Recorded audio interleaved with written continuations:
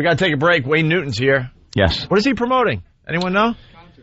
Concert? Where? He's doing B.B. King's here in New York. He's doing tonight. Turning.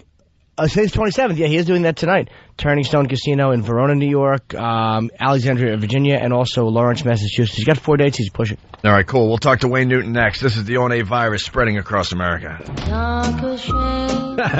Nice. Like you need to hear this again. Thank you for all the joy and pain. We have a legend in the studio. Listen to what we're playing. Oh my God. This takes you back, huh? Was the place with me? That's a little while ago. It's the Opie and Anthony show, the ONA virus spreading across America. We're thrilled to death, man. We got a legend in the studio this morning, Wayne Newton. Hey, guys, it's a pleasure to be here. What's going on, Wayne? Well, I just wanted to hear Donkey Shane one more time. One more time. That song haunts you in your sleep, I imagine, at this point. It was funny because a guy said, I made a bet and I won $5 on that song. And I said, it's made me about $5 also. Yeah. That was, wow. How many years ago? I recorded that in 1963. And I've seen video of it, or kinescope, or whatever they called it back then. I've tried to find those and burn them. Really? Yeah. You are adorable. It's so wild, though, to see those shows again and see some of the old Ed Sullivan shows and shows. I remember doing them. I don't remember looking like that. No, huh? Yeah, it is an odd thing when you see somebody that was popular at such a young age and still has a career, and you wonder how do you view yourself at that younger age? Do you look at it as you, or is it like that is somebody completely different? It's the strangest phenomenon, because I was in South Carolina and getting ready to go on stage, turned on the television, and there was a rerun of an Ed Sullivan show, and I was on it.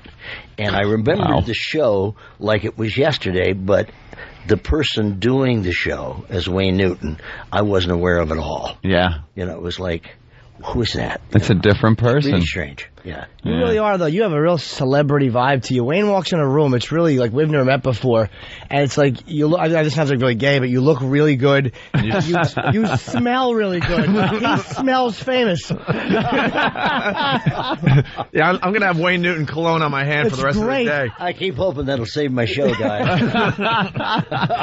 It's all about that Vegas class. Dude, it's a vibe. That old school Vegas class, yeah. I don't want to follow you around all day and just like kind of hang out with you and meet people because I'm with you. Well, I'm easy to find because you can smell me down the hall. By the way, when we do the walkover in about a half hour, 40 minutes, I'm going to let the fans smell Wayne Newton. Oh, you're going to let them it's right there in my hand. I'm not washing it at all.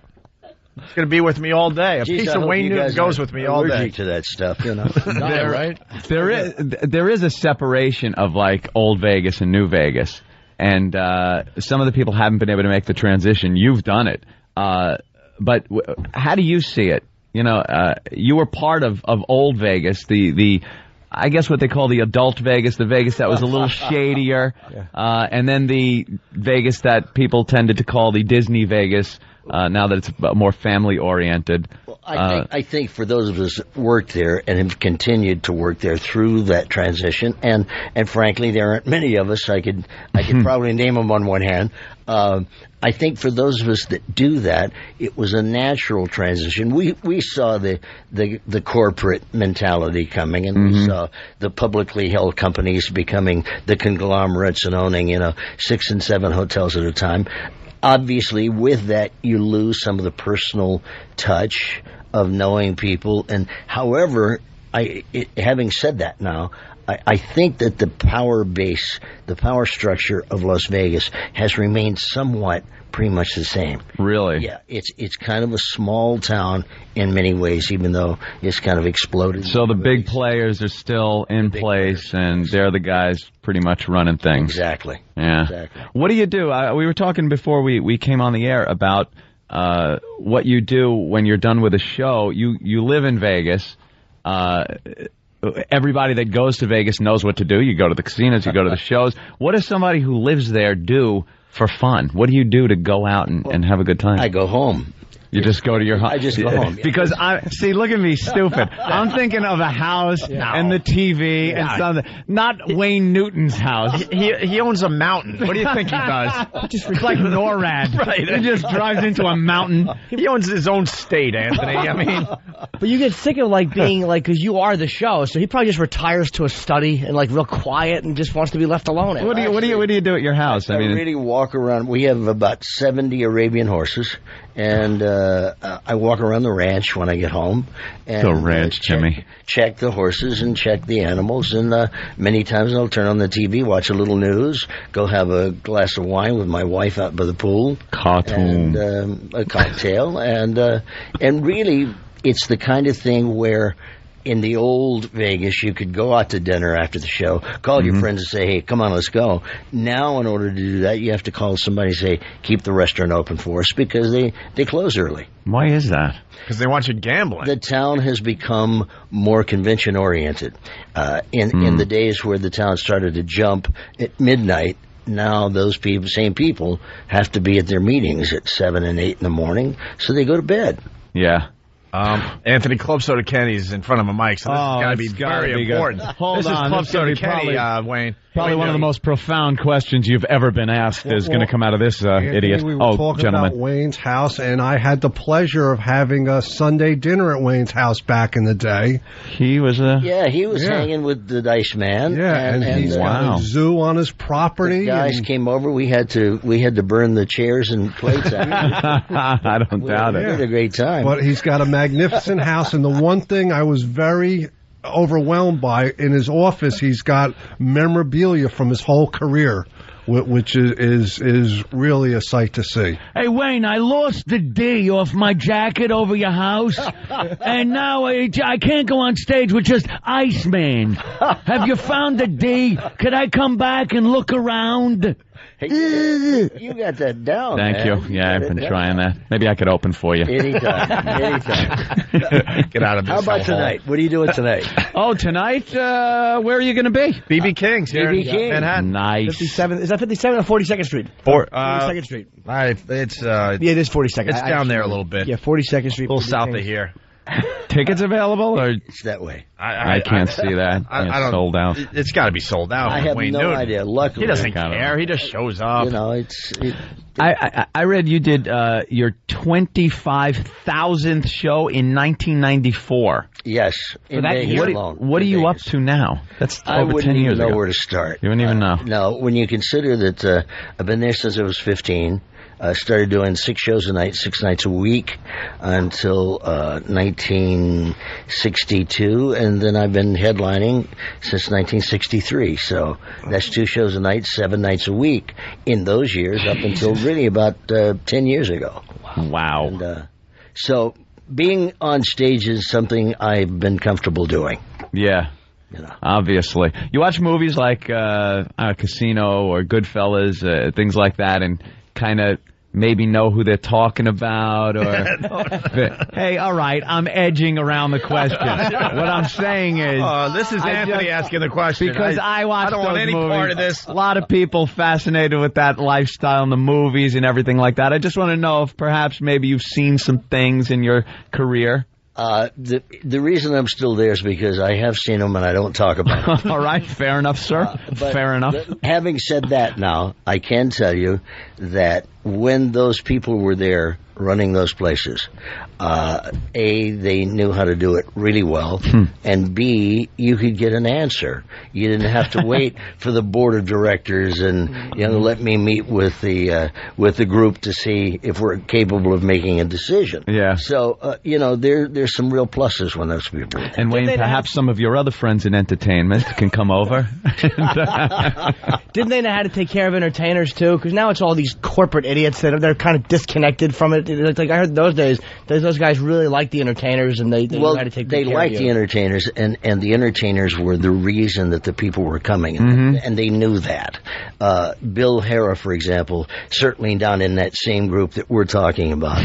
But you played Bill Hara's place. You got a house on the lake to live in, a Rolls Royce to drive, Jesus. and in many instances, when the engagement was over, the Rolls Royce became a gift to you. I mean, those were the kind of people people in those years that appreciated the hard work and the effort that the performers put in. They weren't just trained dogs, you know. Sometimes you had to hose the trunk out, but the car was yours. No, you didn't have to do that until you left the state. Hey, it happens, you know. So you're still, how many shows a week are you doing in Vegas now? You're still doing the theater, right? We still do 5 and 6 shows a week, and I think we just finished our 12-week run at that, and then work in a few of the things on your day off, you know, like a one-nighter somewhere here and there. 70 horses. What a great life that is. Yeah. I go back to my 2 plants like a zero. Talk to them. Yeah. I pet them like they're alive. What do you do with the horses? Do you show them? We actually have, and I say this in all modesty, guys, we have one of the finest Arabian horse herds in the world. And we have imported and exported horses all over the world. We just sold 10 head to Qatar, or Qatar, whichever way you prefer to say it. Do they just call them horses over there? No, it really does. No? Jesus, it really I thought that was a funny joke. Break out into the breed of horse. Right. Either Arabian horse or thoroughbreds or whatever they're, into at the time. Hey, you got into that, at a young age or? My two loves in life were horses and music, and I couldn't decide which I loved more, but I can tell you which afforded the other. Exactly. Yeah, the horses aren't making money. Hey, Gary from Philadelphia on the instant feedback. Please thank Mr. Wayne Newton for going to Iraq for the USO. Yeah, you're really involved. You took over for Bob Hope, right? Yep. Yes, Mr. Hope, about 10 months prior to 9/11, called me and said, would you take my role? And he had done his last tour really in 91. And so I was more than honored, and we had entertained our troops in every confrontation our country's been in since Vietnam, and I was there twice. So that's truly one of the passions and pensions of my life. Oh, so you were over Vietnam twice? Yes. Wow. How was that compared? Now you've been over to Iraq 4 times. Four times. Well, let me just finish the instant feedback real fast. He and Rob Schneider were the only celebrities to come to our crap hole of a camp. Tell him he missed a mortar attack on the helipad by about 5 minutes. Did you hear this? This guy's telling the truth. No, I didn't know that. Said 5 minutes.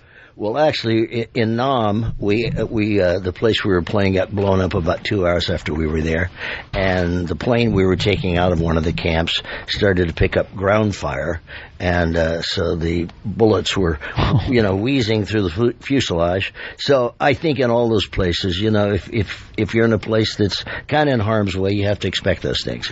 Have you noticed a difference since you've been at both places over the course of so many years? The difference in just the soldier? There's a tremendous difference, and it kind of lies in 2 areas. Number one, all of our soldiers and military people today, it's an entire army of people who've signed up to do that. No draft. Vietnam, those guys were drafted. Yeah. In Nam, of course, it was basically a male force. A male army and navy and all of that. Then around 84, 85, we started to, about a third of the military is represented now by women and Hispanics and African Americans. So the shows, you have to gear a little differently. If you're doing it to all guys, that's one thing. You can say, do whatever you want to do. Right. When you have that mixed crowd, of course you have to be aware of that. Well, but when Bob Hope was doing the USO shows in Vietnam, a lot of his material was very women, sexually oriented. Yes, it was. For him, not like really hardcore, but it's a bunch of guys out there, and they haven't seen women in a while, and he'd bring girls out with him and stuff like that, and that stuff now is kind of looked at as sexist. Well, you can do it to a certain extent, and when I say do it, meaning you can get edgy with the material and the jokes. So you've learned some hip hop. We've actually taken a couple of those guys on tour with us. Yeah. Because it's smart demographic of what you're doing. Yeah. Well, I went over there. These two enjoy the luxuries that we provide them. You stink. Look at him trying to bond with Wayne Newton. That's all we have in common. It's not going to work. I talk into a mic, and I was in Iraq. That's all I can. Did they warn you? They didn't warn us. We were in Baghdad, Kirkuk, and Talil, and they didn't warn us about the combat maneuvers when they take off and land. How's your stomach? Have you recovered? It was the worst thing I've ever been through. If anyone hasn't been, they actually take off and you almost go straight up in the air. And when they come down, you drop about 10,000 feet. And what is that? I don't know, 2 minutes or however fast they get down. Yeah, we did all of that. And in fact, in one instance, they were doing a maneuver where we were about 200 feet above the ground. And they would do a roll to one side and then a roll to the other. This went on for about 35 minutes, mainly because of the RPGs. If they shot one of those into the air, if a plane is high enough, the trajectory they can kind of guess where it's going to go.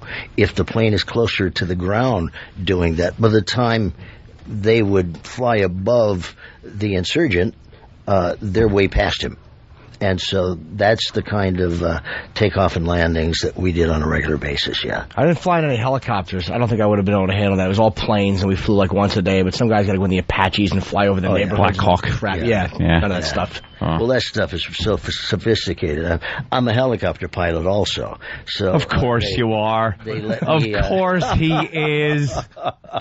So they let me fly one of the Apaches in Korea when we were there, and it was phenomenal.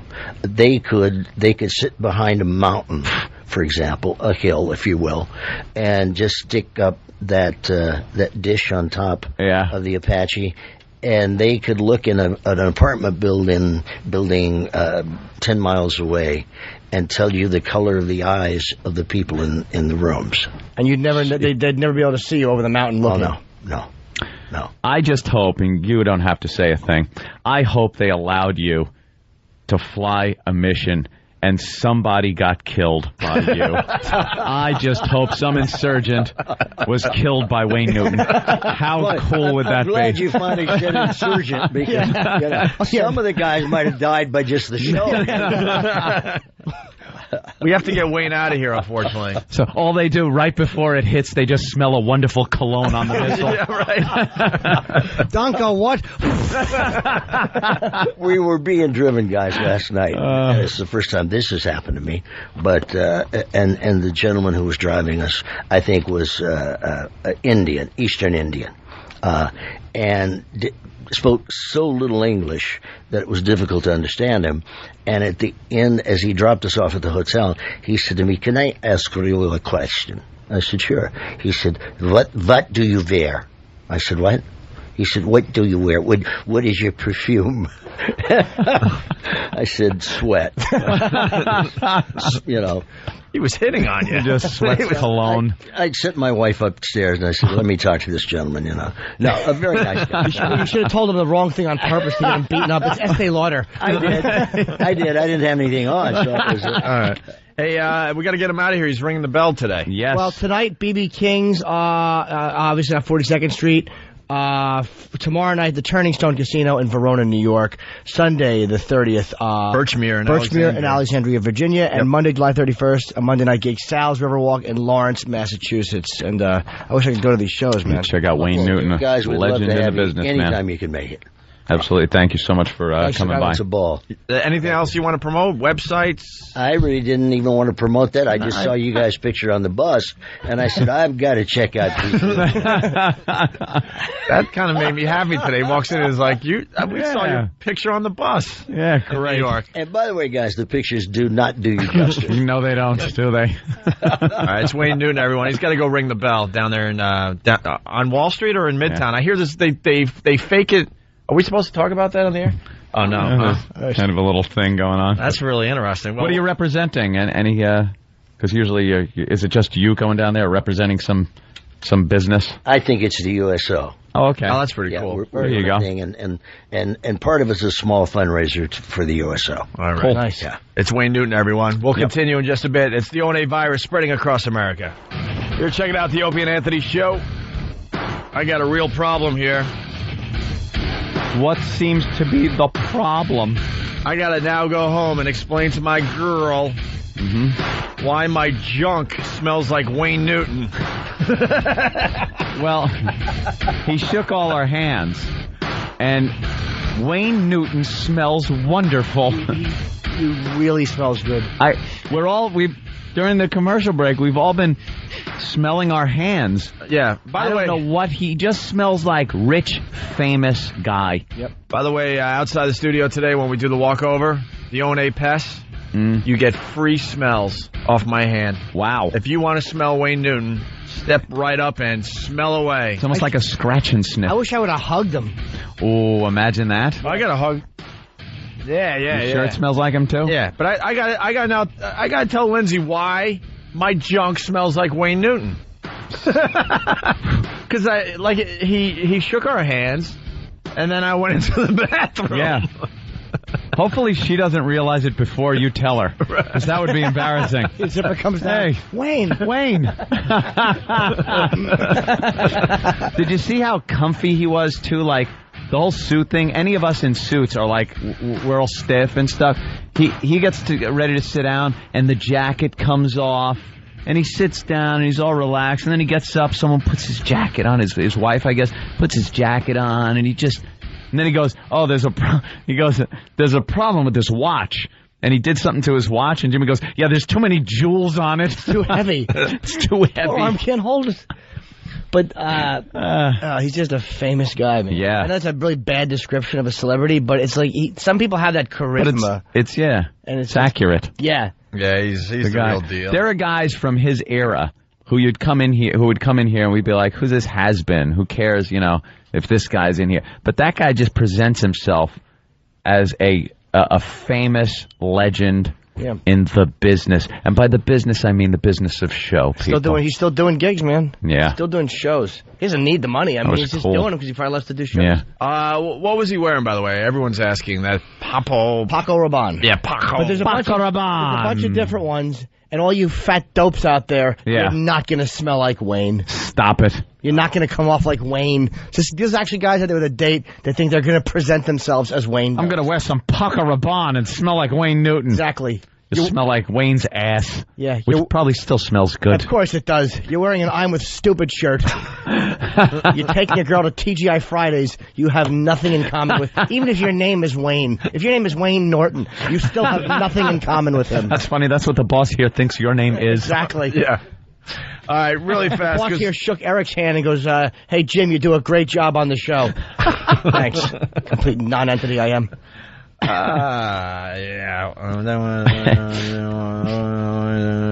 Yes? Oh, well, yeah, that's what you're going to get. You're right, Chester's liver. So Opie is telling us he shook Wayne's hand, then went to the bathroom, and didn't wash. That's right. I did not. Oh. And then he writes, so come and smell Wayne Newton mixed with Opie's you-know-what. Right. Yes, sounds great, he says. Look, I'm even holding my hand like this. You're keeping it fresh? I love our listeners, and I want them to smell Wayne Newton. You must keep the scent pristine. I haven't touched anything. Look, it's just kind of hanging here like it's dead or something. That's good. The Opie and Anthony Show. Opie and Anthony. The Opie and Anthony XM walkover begins now. Who wants to smell Wayne Newton? Oh, boy, who wants to smell Wayne Newton? Are we on the radio? Treat. Wayne Newton shook hands with Opie. Opie, well, you took a piss, too. And now your cock smells like Wayne Newton, but your hand still does. Kenny, do I still smell like Wayne Newton? It's lovely. He doesn't want to smell... Want to smell Wayne Newton? I just took a leak. My hand smells like Wayne Newton and onions. For little Jimmy, make him feel better? Wait, what? I want to make a balloon animal for little Jimmy to make him feel better. Oh, entertainment on the street. Wish this guy could make a balloon shotgun and put it in his mouth. He's got one of those, long balloon animal type balloons. This is how you pulling do it it up old about school. halfway. That's good. It's a Some snake. people use the It's got a pumps. tail on it. That's no good. Now he's twisting, of I'm going to make course. you a little doggy. Okay. Be a little doggy. Yes, the universal sound of the animal being Hey, Mom, made. on the radio. Looks more like a rat right now. Yeah. Well, wait a minute. The cute part's got to come yet. The cute part. What, the little red cock? Thalidomide dog. Oh, the... Now, I want you to blow right on the tip of his tail, Jimmy. Ugh. Go. Oh, it blew up. Do you You're your usually best wear friend. clown makeup and have young men No, buried clown in your makeup. crawl Yeah. space? Oh, woof woof. Wow, there it is. Does Anthony want one too? No, Yeah, he does. I've sworn off He of actually balloon does. animals. Anthony loves Part of a balloon religion. Arf, arf, arf, arf. That's cute. Oh, great, a black one. You got to blow it up more. Arf, arf, Oh, wait, arf. it's purple. I'm just going to leave There this you go. here. Purple. All right. Come on, this is radio, you know? You gotta say what it is. Arf, arf, arf. I believe I know radio, sir. I have a feeling this dog's gonna have a bad accident in a moment. Yeah, Oh. there he goes. What happened to my dog? You've killed it, Opie. Stepped That's on my dog. 2. Opie 2, dogs 0. Let's carry these around and give them to a lady on the street. Oh, that would be sweet. Ladies love the doggies. They do. This is gonna be another dog. Yeah, let's give that to a lady. one-trick doggy, aren't you? It's the same fucking dog. It is. I'm not blowing on dog It was penises. funny when I did it. I don't want to. I don't want to. Kenny Boy, did it got it. real big when Kenny blew on it. Ooh. Wow. And There you it's go, the, well, my hands are kind of full, but Kenny can, yes, Hey, wow, that's exactly. pretty good. That's great. That's a Why hell don't of you a have someone carry your Maybe we jacket? could, Because I grandmother carry do it. this down at the O&A Village. You're going to do balloons at the O&A Village? That was good. The That remainder of scared that stupid everybody. dog. No, we'll give. Toots. All right, we'll That'll hand out. get her. Do you need a plug, I'll make- balloon guy? No, I don't need a plug. I just right. came down to make Jimmy feel Yeah, better. we see you a lot. on the didn't walk work. over. I'll We didn't make know you had a another one and talent. hand out two. That's right. When you make yourself a balloon headstone, that will make me happy. That was amazing. God. He made this, I thought he was going to make something maybe different for me. Yeah, or a balloon. And it was the same balloon. I think he just does one thing. Yeah, he stinks. The doggy. Here's a girl for you, Jimmy. He's the balloon door. She just took it. And See ran. white panties underneath her dress. She took it. Yeah, you should have given us a girl that we see every day in the wheelchair. Yeah, The motorized wheelchair. that's what she needs. Why don't you give her 2 brand new balloon shoes?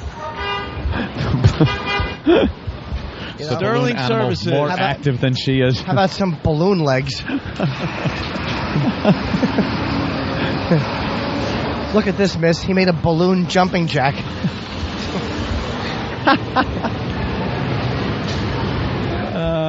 Not much going on No. during the walk today. A little muggy today. Not bad. Wouldn't you love something like, oh, there's Wayne Newton ringing the bell. From the fake Hey, studio. there he is. That's the fake studio. That's the fake Wall Street. There's 10 guys that are just clapping.